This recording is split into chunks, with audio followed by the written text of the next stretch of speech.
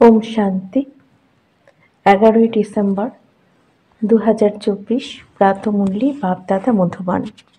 মিষ্টি বাচ্চারা বাবার সাহায্যকারী হয়ে এই আয়রন এজড পাহাড়কে গোল্ডেন এজড পাহাড় বানাতে হবে। পুরুষার্থ করে নূতন দুনিয়ার জন্য ফার্স্ট ক্লাস সিট রিজার্ভ করাতে হবে। প্রশ্ন: বাবার দায়িত্ব কর্তব্য কি? কোন দায়িত্ব সম্পন্ন করার জন্য সঙ্গমে বাবাকে আসতে হয়? উত্তর: রোগগ্রস্ত আর দুঃখী বাচ্চাদের সুখী করে তোলা, মায়ার ফাঁদ থেকে বের করে গহন সুখ দেওয়া, এ হলো বাবার দায়িত্ব কর্তব্য, যেটা সঙ্গমেই বাবা সম্পন্ন করেন। বাবা বলেন, আমি এসেছি তোমাদের সকলের জন্য সমস্ত রোগ বালাই দূর করতে, সকলের উপরে কৃপা করতে। এখন পুরুষার্থ করে 21 জন্মের জন্য নিজের উচ্চ সৌভাগ্য তৈরি করে নাও। গীত: ভোলানাথের থেকে অনুপম আর কেউ নেই। ওম শান্তি। ভোলানাথ শিব ভগবানুবাচ। ব্রহ্মা মুখ কমল দ্বারা বাবা বলেন, এটা হলো ভ্যারাইটি বিভিন্ন ধর্মের মনুষ্য সৃষ্টি বৃক্ষ। এই কল্পবৃক্ষ বা সৃষ্টির আদিপন্থ অন্তের রহস্য আমি বাচ্চাদের বোঝাচ্ছি। গীতেও এর মহিমা আছে। শিব বাবার জন্ম হলো এখানে। বাবা বলেন, আমি এসেছি ভারতে। মানুষ এটা জানে না যে শিব বাবা কখন অবতরিত হয়েছিলেন, কারণ গীতাতে কৃষ্ণের নাম দিয়ে দিয়েছে। দাপরের তো কথাই নেই। বাবা বোঝান, বাচ্চারা 5000 বছর পূর্বেও আমি এসে এই জ্ঞান প্রদান করেছিলাম। এই বৃক্ষের দ্বারা সে কথা সকলেরই বোধগম্য হয়ে যায়। বৃক্ষকে ভালো করে দেখো। সত্যযুগে অবশ্যই দেবী দেবতাদের রাজ্য ছিল, আর ত্রেতাতে রাম সীতা। বাবা আদিমধ্য অন্তের রহস্য বলেন। বাচ্চারা জিজ্ঞাসা করে, বাবা আমরা কখন মায়ার ফাঁদে পড়ি? বাবা বলেন, দাপর থেকে। নম্বর অনুযায়ী আবার দ্বিতীয় ধর্ম আসে, তাই হিসেব কষলে বুঝতে পারা যাবে যে এই দুনিয়াতে আমরা সকলে আবার কবে আসব। শিব বাবা বলেন, আমি 5000 বছর পরে এসেছি সঙ্গমে নিজের কর্তব্য পালন করতে। যে কোনো মানুষ মাত্রই সকলেই হলো দুঃখী, তার মধ্যে বিশেষ করে ভারতবাসী। ড্রামা অনুসারে ভারতকে আমি সুখী করি। বাবার কর্তব্য হলো বাচ্চার অসুস্থ হলে তাদের ওষুধ জোগানো। এ হলো অনেক বড় অসুখ। সমস্ত রোগের মূল হলো এই 5 বিকার। বাচ্চারা জিজ্ঞাসা করে, কবে থেকে শুরু হয়েছে? দাপর থেকে। রাবণের কথা বোঝাতে হয়। রাবণের দেখা কেউ পায় না, বুদ্ধি দিয়ে বুঝতে হয়। বাবাকেও বুদ্ধি দিয়েই জানা যায়। আত্মা মন বুদ্ধি সহ হয়। আত্মা জানে আমাদের পিতা হলেন পরমাত্মা। দুঃখ, সুখ, ঘাত প্রতিঘাতের মধ্যে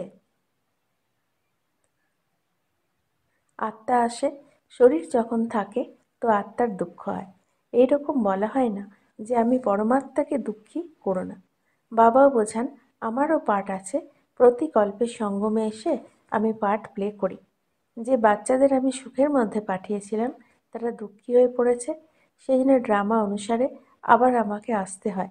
এছাড়া কচ্ছপ মৎস্য অবতার এমন ব্যাপার হয় না। বলে পরশুরাম কুঠার নিয়ে ক্ষত্রিয়কে মেরেছিল, এইসব হলো মুখের কথা। তাই এখন বাবা বোঝাচ্ছেন আমাকে স্মরণ করো। এ হলো জগদম্বা, জগৎপিতা, মাদার আর ফাদার কান্ট্রি বলা হয়। ভারতবাসী স্মরণও করে, তুমি মাতা পিতা, তোমার কৃপায় গহন সুখ প্রাপ্ত হয়।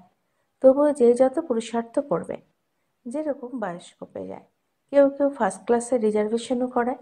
বাবাও বলেন, চাইলে সূর্যবংশী আর চাইলে চন্দ্রবংশীতে সিট রিজার্ভ করাও। যে যতই পুরুষার্থ করবে তেমনই পদ প্রাপ্ত করতে পারবে। তাই সমস্ত রোগের উপশম করতে বাবা এসেছেন। রাবণ সবাইকে দুঃখ দিয়েছে। কোনো মানুষই মানুষের গতি সদ্গতি করতে পারে না। এটা হলো কলিযুগের শেষ। গুরুরা শরীর ছাড়লে আবার এখানেই পুনর্জন্ম নেয়, তাই আবার তারা অন্যের কি সদ্গতি করবে? এত সব অনেক গুরু মিলিতভাবে কি সৃষ্টিকে পবিত্র করে তুলবে? গোবর্ধন পর্বত বলে না, এই মাতারা এই আয়রন এজেড পাহাড়কে গোল্ডেন এজেড করে তোলে। গোবর্ধনের আবার পূজাও করে, সেটা হলো তত্ত্ব পূজা। সন্ন্যাসীও ব্রহ্ম বা তত্ত্বকে স্মরণ করে, মনে করে সেটাই হলো পরমাত্মা। ব্রহ্ম হলো ভগবান। বাবা বলেন, এটা হলো ভ্রান্ত ধারণা। ব্রহ্মাণ্ডে আত্মারা ডিমের আকৃতিতে থাকে। নিরাকারী বৃক্ষ দেখানো হয়েছে। প্রত্যেক ধর্মের নিজের নিজের সেকশন আছে। এই বৃক্ষের ফাউন্ডেশন হলো ভারতের সূর্যবংশী চন্দ্রবংশী কুল। আবার বৃদ্ধি হতে থাকে। মুখ্য হলো 4টি ধর্ম, তাই হিসেব করা উচিত কোন কোন ধর্ম কখন আসে। যেমন গুরু নানক 5000 বছর পূর্বে এসেছিলেন। এমন তো নয় যে শিখরা 84 জন্মের পাঠ প্লে করে। বাবা বলেন 84 জন্ম শুধুমাত্র তোমাদের অর্থাৎ অলরাউন্ডার ব্রাহ্মণদের। বাবা বুঝিয়েছেন যে তোমাদেরই হলো অলরাউন্ডার পাঠ। ব্রাহ্মণ, দেবতা, ক্ষত্রিয়, বৈশ্য, শূদ্র তোমরা হও। যারা দেবী দেবতা হয় তারা এই সমস্ত চক্রে আবর্তিত হয়। বাবা বলেন তোমরা বেদ শাস্ত্র তো অনেক শুনেছ, এখন এটা শোনো আর বিচার করো যে শাস্ত্র রাইট না গুরুরা রাইট, নাকি বাবা যেটা শোনান সেটাই রাইট। বাবাকে বলা হয় ট্রুথ। আমি তোমাদের প্রকৃত সত্যি বলছি, যাতে সত্যযুগ তৈরি হয়ে যাবে। আর তারপর থেকে শুরু করে তোমরা মিথ্যা শুনে আসছো, তো তাতে নরক তৈরি হয়ে পড়েছে। বাবা বলেন আমি তোমাদের গোলাম। ভক্তি মার্গে তোমরা গেয়ে এসেছো আমি গোলাম, আমি তোমার গোলাম। এখন আমি তোমাদের অর্থাৎ বাচ্চাদের সেবা করতে এসেছি। বাবাকে নিরাকারী নিরহংকারী বলে প্রশস্তি গাওয়া হয়। তাই বাবা বলেন আমার দায়িত্ব হলো বাচ্চারা তোমাদের সর্বদাই সুখী করা। একটি গান আছে ঈশ্বরের আসা যাওয়ার রহস্য উন্মোচিত হয়, অগম নিগমের ভেদ খুলে। এছাড়া ডমরু ইত্যাদি বাজানোর কোনো ব্যাপার নেই। এ তো আদি মধ্য অন্তে সমস্ত সংবাদ শোনানো হয়। বাবা বলেন তোমরা সব বাচ্চারাই হলে অ্যাক্টার্স, আর আমি এই সময় করণ করাবান হার। আমি এনার দ্বারা স্থাপনা করাই। এছাড়া গীতাতেই যা কিছু লেখা হয়েছে সেই সব কিছু হয় না। এখন তো প্র্যাকটিক্যাল ব্যাপার, তাই না? বাচ্চাদের এই সহজ জ্ঞান আর সহজ রাজযোগ শেখাই, যোগ যুক্ত করি। বলে না যে যোগ যুক্ত করায়, ঝুলি ভর্তি করে দেয়, রোগমুক্ত করে দেয়। গীতার সম্পূর্ণ অর্থ বাবাই বোঝান। যোগ শেখাই আর শেখাবো। বাচ্চারা যোগ শিখে আবার অপরকেও শেখায়। বলা হয় যোগ দ্বারা আমাদের জ্যোতি প্রজ্বলনকারী। এইরকম গানও ঘরে বসে শুনলে সমগ্র জ্ঞান বুদ্ধিতে ঘুরবে। বাবার স্মরণে উত্তরাধিকারের নেশা চড়বে। শুধুমাত্র পরমাত্মা বা ভগবান বললেই মুখ মিষ্টি হয় না। বাবা মানে উত্তরাধিকার। বাচ্চারা তোমরা এখন বাবার থেকে আদি মধ্য অন্তের জ্ঞান শুনে আবার অপরকে শোনাও। একে শঙ্খধ্বনি বলা হয়। তোমাদের হাতে কোনো পুস্তক ইত্যাদি থাকে না। বাচ্চাদের শুধুমাত্র ধারণা করতে হয় তোমরা হলে সত্যিকারের আত্মারূপী ব্রাহ্মণ, আত্মাদের পিতার সন্তান। সত্যিকারের গীতার দ্বারা ভারত স্বর্গে পরিণত হয়। সেখানে তো শুধু বসে বসে গল্প কথাই বানানো হয়েছে। তোমরা সকলে হলে পার্বতী, তোমাদের এই অমর কথাই শোনাচ্ছি। তোমরা সকলে হলে দ্রৌপদী, সেখানে কেউ নগ্ন না।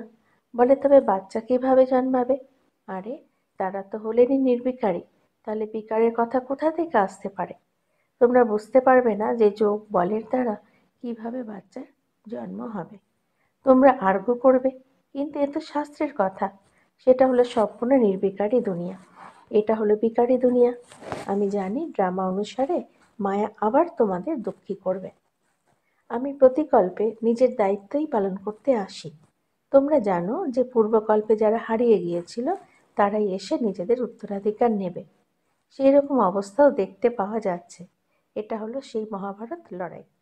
তোমাদের আবার দেবী দেবতা বা স্বর্গের মালিক হওয়ার পুরুষার্থ করতে হবে। এর মধ্যে স্থূল যুদ্ধের কোনো ব্যাপার নেই।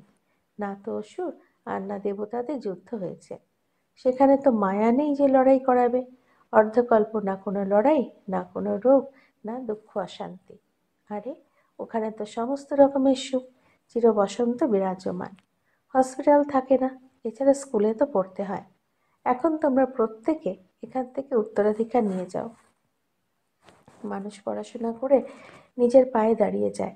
এর ওপর গল্প আছে, কেউ জিজ্ঞাসা করে তুমি কার খাও? তো বলে আমি নিজের ভাগ্যেই খাই। সেটা হলো পার্থিব ভাগ্য। এখন তোমরা নিজেদের অসীম জগতের ভাগ্য তৈরি করো। তোমরা এমন ভাগ্য তৈরি করো যে 21 জন্ম আবার নিজের থেকেই রাজ্য ভাগ্য ভোগ করো। এটা হলো অসীম জগতের সুখের উত্তরাধিকার। এখন তোমরা বাচ্চারা এই কন্ট্রাস্ট ভালোভাবে জানো। ভারত কত সুখী ছিল, এখন কি হাল হয়েছে। যারা পূর্বকল্পে রাজ্যভাগ্য নিয়েছিল তারাই এখন নেবে। এইরকমও নয় যে ড্রামাতে যা হবে সেটা প্রাপ্ত হবে, তবে তো খিদে মরে যাবে। ড্রামার এই রহস্য সম্পূর্ণ বোঝাতে হবে। শাস্ত্রে কেউ কত আয়ু, কেউ কত লিখে দিয়েছে। অনেক প্রকারের মতান্তর আছে। কেউ আবার বলে আমি তো সর্বদাই সুখী আছি। আরে, তোমরা কখনো রোগগ্রস্ত হও না? তারা বলে রোগ ইত্যাদি তো শরীরের হয়, আত্মা হলো নির্লেপ। আরে, ব্যথা ইত্যাদি লাগলে দুঃখ তো আত্মারই হয়। এটা হলো বোঝার ব্যাপার। এটাই হলো স্কুল। এখানে একজন টিচার পড়ান, নলেজও একটা, এম অবজেক্ট একটা, নর থেকে নারায়ণ। যারা পাশ করবে না তারা চন্দ্রবংশীতে চলে যাবে। যখন দেবতারা ছিল ক্ষত্রিয় ছিল না, যখন ক্ষত্রিয় ছিল তো বৈশ্য ছিল না, যখন বৈশ্য ছিল শূদ্র ছিল না। এইসবই হলো বোঝার বিষয়। মাতাদের জন্য খুবই সহজ, একটাই পরীক্ষা। এমন মনে করো না যে দেরিতে আসে যারা তারা কিভাবে পড়বে। কিন্তু এখন তো নূতনরাও তীব্র গতিতে এগোচ্ছে, প্র্যাকটিক্যাল ভাবেই হচ্ছে। এছাড়া মায়া রাবণের কোনো রূপ নেই। তোমরা বলতে পারো অমুকের মধ্যে কামের ভূত রয়েছে। এছাড়া রাবণের কোনো মূর্তি বা শরীর নেই। আচ্ছা, সব কথা স্যাকারিন হলো মনমনা ভব। তিনি বলেন আমাকে স্মরণ করলে এই যোগ অগ্নির দ্বারাই বিকর্ম বিনাশ হবে। বাবা গাইড হয়ে আসেন। বাবা বলেন বাচ্চারা, আমি তো তোমাদের সামনে বসে পড়াচ্ছি, গল্প গল্প নিজের দায়িত্ব কর্তব্য পালন করছি। পারলৌকিক বাবা বলেন আমি নিজের দায়িত্ব পালন করতেই এসেছি, বাচ্চারা তোমাদের সহযোগিতায়। সহযোগিতা করলে তবে তো তোমরাও পদ প্রাপ্ত করবে। আমি কত বড় বাবা, কত বড় যজ্ঞ রচনা করেছি। ব্রহ্মার মুখ বংশাবলী তোমরা, অর্থাৎ সব ব্রাহ্মণীরা হলে ভাই বোন। যখন ভাই বোন হয়েছ তো স্ত্রী পুরুষের দৃষ্টি পরিবর্তিত হয়ে যাবে। বাবা বলেন এই ব্রাহ্মণ কুলকে কলঙ্কিত করো না। পবিত্র থাকার অনেক যুক্তি আছে। মানুষ বলে এটা হবে কিভাবে, এরকম হতে পারে না। একসাথে থাকবে আর আগুন লাগবে না। বাবা বলেন জ্ঞান তলোয়ার মাঝখানে থাকার কারণে কখনো আগুন লাগতে পারে না। কিন্তু যখন দুজনে মনমনা ভাব থাকবে, শিব বাবাকে স্মরণ করতে থাকবে, নিজেকে ব্রাহ্মণ মনে করবে। মানুষ তো এইসব কথাকে না বোঝার কারণে গন্ডগোল করতে থাকে। এক্ষেত্রে গালিগালাজও খেতে হয়। কৃষ্ণকে কি আর কেউ গালি দিতে পারে? কৃষ্ণ এমনিই যদি এসে যায় তো দেশ বিদেশ থেকে একেবারে এরোপ্লেনে ঘষে ছুটে আসবে, ভিড় জমে যাবে, ভারতে না জানি কি হয়ে যাবে। আচ্ছা, আজ ভোগ আছে।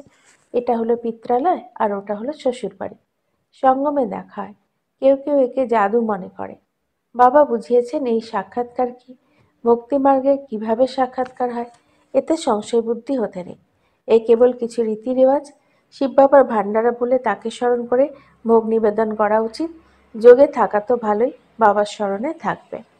আচ্ছা, মিষ্টি মিষ্টি হারানিধি বাচ্চাদের প্রতি মাতা-পিতা, বাপ-দাদা, স্নেহ, সুমন, স্মরণ, ভালোবাসা, সুপ্রভাত। আত্মাদের পিতা তার আত্মারূপী বাচ্চাদেরকে জানাচ্ছেন নমস্কার। আমাদেরও বাপ-দাদাকে ধন্যবাদ, নমস্কার। ধারণার জন্য মুখ্য সার: ১. নিজেকে ব্রহ্মা মুখ বংশাবলী মনে করে পাক্কা পবিত্র ব্রাহ্মণ হতে হবে। কখনো নিজের এই ব্রাহ্মণ কুলকে কলঙ্কিত করো না। ২. বাবা সম নিরাকারী নিরহংকারী হয়ে নিজের দায়িত্ব কর্তব্য সম্পন্ন করতে হবে। আত্মিক সেবায় তৎপর থাকতে হবে। বরদান: স্নেহের শক্তির দ্বারা মায়ার শক্তিকে সমাপ্তকারী সম্পূর্ণ জ্ঞানী ভব। স্নেহে সমাহিত হয়ে যাওয়াই হলো সম্পূর্ণ জ্ঞান। স্নেহ হলো ব্রাহ্মণ জন্মের বরদান। সঙ্গম যুগে স্নেহের সাগর, স্নেহের হীরমুক্ত থালা ভরে ভরে দিচ্ছেন, তাই স্নেহে সম্পন্ন হও। স্নেহের শক্তির দ্বারা পরিস্থিতিরূপী পাহাড় পরিবর্তন হয়ে জলের সমান হালকা হয়ে যায়। মায়া যে কোনো ভয়ঙ্কর রূপে বা রয়্যাল রূপেও যদি আক্রমণ করে, তাহলে সেকেন্ডে স্নেহের সাগরে সমাহিত হয়ে যাও। তাহলে স্নেহের শক্তির দ্বারা মায়ার শক্তি সমাপ্ত হয়ে যাবে। স্লোগান: তন মন ধন, মন, বাণী আর কর্মের দ্বারা বাবার কর্তব্যে সদা সহযোগী হলো যোগী। ওম শান্তি।